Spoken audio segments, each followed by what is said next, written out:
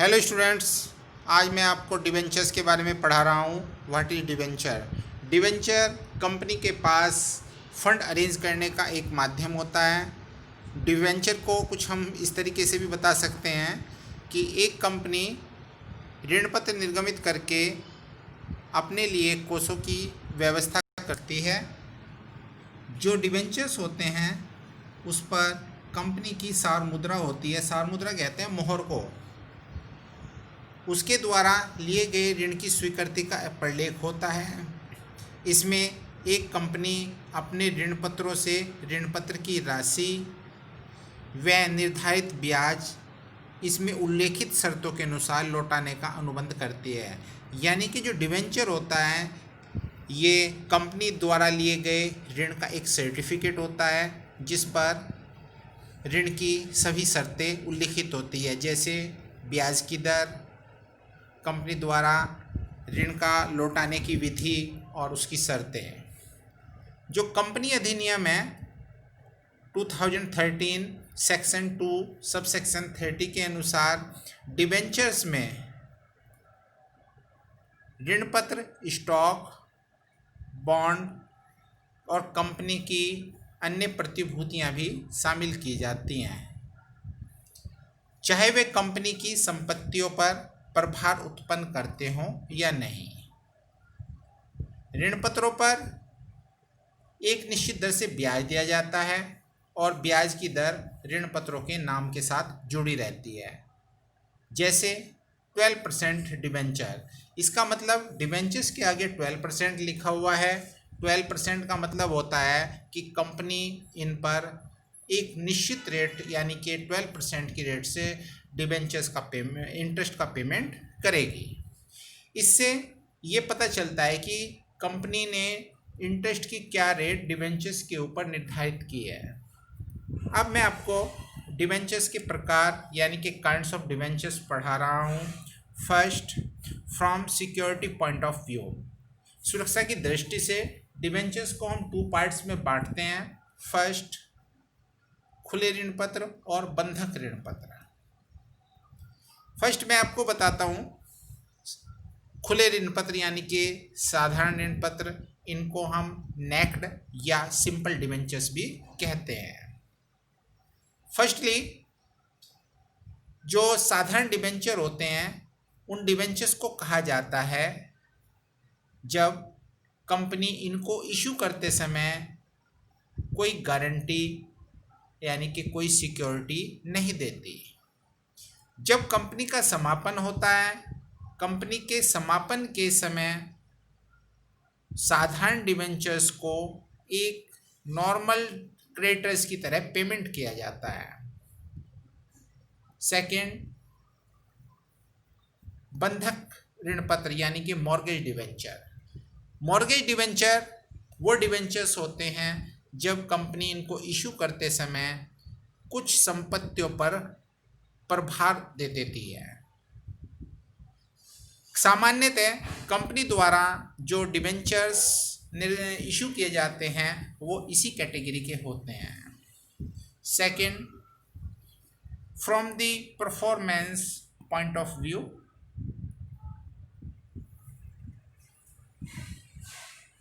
Performance की दृष्टि से डिवेंचर्स को हम 2 पार्ट्स में बांटते हैं। फर्स्ट, रिडीमेबल डिवेंचर्स, वे डिवेंचर्स जिनका कंपनी की लाइफ में पेमेंट कर दिया जाता है उन्हें रिडीमेबल डिवेंचर्स कहते हैं। नॉर्मली जो डिवेंचर्स होते हैं वो सोधे ही होते हैं। सोधे यानी कि उनका कंपनी के जीवन में पेमेंट कर दिया जाता है। सेकंड, इरिडीमेबल डिवेंचर्स, अशोध्य डिवेंचर। ये ऋण पत्र वो ऋण पत्र होते हैं जो केवल कंपनी के समापन पर ही पेमेंट जिनका होता है, यानी कि कंपनी जिस समय समापन में जाती है उस समय इनकी धन की वापसी होती है। ऐसे ऋण पत्र को इरिडीमेबल डिवेंचर्स कहते हैं। वार्षिक दर से इन पर ब्याज का भुगतान कर दिया जाता है। थर्ड, अभिलेख की दृष्टि से, from the record point of view. First, bearer debenture, जिनको हम वाहक डिबेंचर बोलते हैं। बेयरर डिबेंचर वो डिबेंचर्स होते हैं जो कि सुपुर्दगी मात्र से जिनका स्वामित्व दूसरे के नाम ट्रांसफ़र हो जाता है, ऐसे डिबेंचर्स को हम बेयरर डिबेंचर्स कहते हैं। रजिस्टर्ड डिबेंचर, ऐसे डिबेंचर जिनका नाम कंपनी के डिबेंचर होल्डर्स के रजिस्टर में लिखा रहता है, उनको हम रजिस्टर्ड डिबेंचर्स कहते हैं। इन पर मूलधन की वापसी और ब्याज पाने का अधिकार रखते हैं। ऐसे ऋण पत्रों के स्वामित्व का हस्तांतरण निर्धारित विधि के द्वारा ही संभव है। From priority point of view, प्राथमिकता की दृष्टि से, प्राथमिकता की दृष्टि से डिबेंचर्स को प्रथम डिबेंचर ऋण पत्र, द्वितीय ऋण पत्र आदि कहते हैं। नॉर्मली जो प्रथम ऋण पत्र होते हैं वे ऋण पत्र होते हैं जो अन्य डिबेंचर से पहले ड्यू होते हैं, जबकि जो सेकंड डिबेंचर होते हैं जिनका भुगतान फर्स्ट डिबेंचर्स के पेमेंट के बाद ही किया जाता है, वो द्वितीय डिबेंचर्स कहलाते हैं।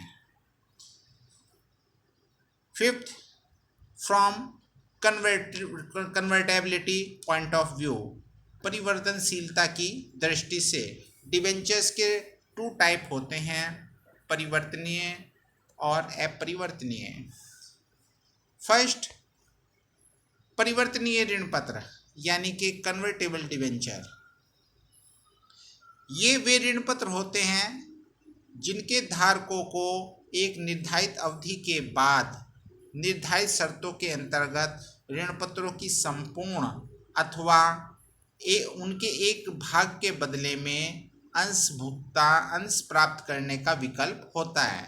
यानी कि ऐसे ऋण पत्र जिनको कंपनी के शेयर्स में कन्वर्ट किया जा सकता हो, वो कन्वर्टेबल डिबेंचर्स होते हैं। इसमें 2 बात ध्यान रखने वाली होती हैं कि डिबेंचर्स फुल्ली कन्वर्टेबल भी हो सकते हैं, इट मीन्स FCD, और डिबेंचर्स पार्टली कन्वर्टेबल भी हो सकते हैं। ये डिपेंड करता है कंपनी की शर्तों पर। बी, नॉन कन्वर्टेबल डिबेंचर, ऐसे डिबेंचर, ऐसे ऋण पत्र जिनको अंशों में परिवर्तन करने का विकल्प नहीं होता है, उन डिबेंचर्स को हम नॉन कन्वर्टेबल डिबेंचर कहते हैं। डियर स्टूडेंट्स, अब मैं आपको डिबेंचर्स और शेयर्स के बीच क्या क्या डिफरेंस होते हैं वो बताने जा रहा हूँ। फर्स्ट, डिबेंचर्स का धारक कंपनी का ऋणदाता होता है, यानी कि जो डिबेंचर्स होते हैं एक तरीके से क्रेडिटर्स की कैटेगरी में होते हैं, और जो शेयर होल्डर होते हैं ये कंपनी के सह मालिक होते हैं, यानी कि कंपनी के मेंबर होते हैं। सेकंड, ऋण पत्र पर एक निश्चित समय पर या निश्चित समय के बाद एक निश्चित दर से ब्याज मिलता है, यानी कि डिबेंचर्स पे क्या मिलता है? ब्याज। अंश पर यानी कि शेयर्स पर एक निश्चित अवधि के बाद लाभांश मिलता है। ध्यान रखना, लाभांश। विभिन्न वर्षों में लाभांश की दर निश्चित रहना आवश्यक नहीं। ये भी निश्चित नहीं होता है कि जो जिस रेट से पहले से डिविडेंड दिया गया उसी रेट से आगामी वर्षों में भी डिविडेंड दिया जाए।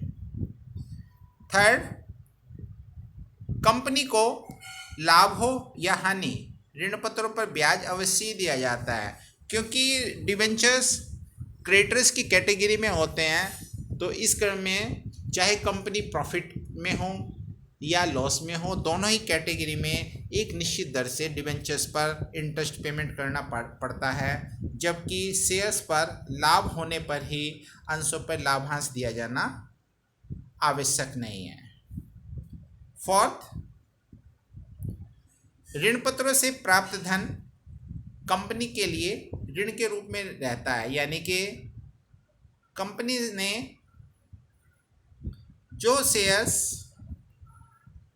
इशू किए हैं, जो डिबेंचर्स इशू किए हैं, उनसे प्राप्त राशि कंपनी के पास एक लोन के रूप में होती है,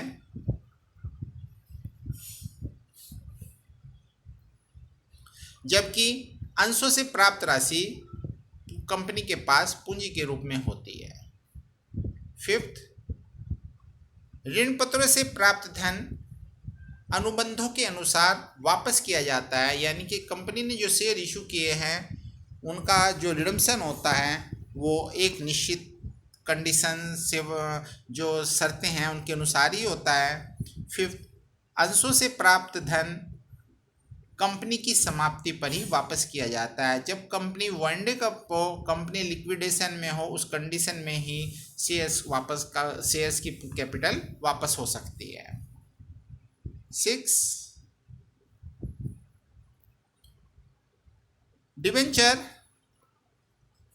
सामान्यतः कंपनी की संपत्तियों पर बंधक प्रभार द्वारा प्रतिभूतित होते हैं, यानी कि जिस समय कंपनी अपने डिबेंचर इशू करती है तो डिबेंचर इशू करते समय कंपनी अपनी एसेट्स पर कुछ राइट्स दे देती है शेयर होल्डर्स को, जिसको हम प्रभार कहते हैं। वो एक गारंटी के रूप में होती है। यदि कंपनी किसी कारण से डिबेंचर होल्डर का पैसा वापस ना कर पाए तो डिबेंचर होल्डर उन पर अपनी जो धन है उसको वसूल कर सकता है, उसको हम प्रभार बोलते हैं। जबकि अंशों का कंपनी की किसी भी संपत्ति पर प्रभार नहीं होता है। 7, ऋण पत्रों के कटौती पर निर्गमन पर कोई प्रतिबंध नहीं है, यानी कि जो डिवेंचर्स होते हैं कंपनी इनको डिस्काउंट पर भी इशू कर सकती है। 7, कंपनी एक्ट 2013 की सेक्शन 53 के अकॉर्डिंग अंशों को कटौती पर निर्गमन करने पर प्रतिबंध लगाती है, यानी कि वर्तमान में जो शेयर्स हैं कंपनी एक्ट 2013 की सेक्शन 53 के अकॉर्डिंग इनको डिस्काउंट पर इशू नहीं किया जा सकता। 8, ऋण पत्रों को जो ऋण पत्र होल्डर्स होते हैं, डिबेंचर होल्डर होते हैं, उनको कंपनी में वोट देने का अधिकार नहीं होता है, जबकि शेयर होल्डर्स को वोट देने का अधिकार होता है और जो कंपनी की जो मैनेजमेंट है उसमें अपने जो सहभागिता है वो करने का अधिकार होता है। डिबेंचर कन्वर्टेबल भी हो सकते हैं, जो शेयर हैं ये कन्वर्टेबल नहीं हो सकते हैं।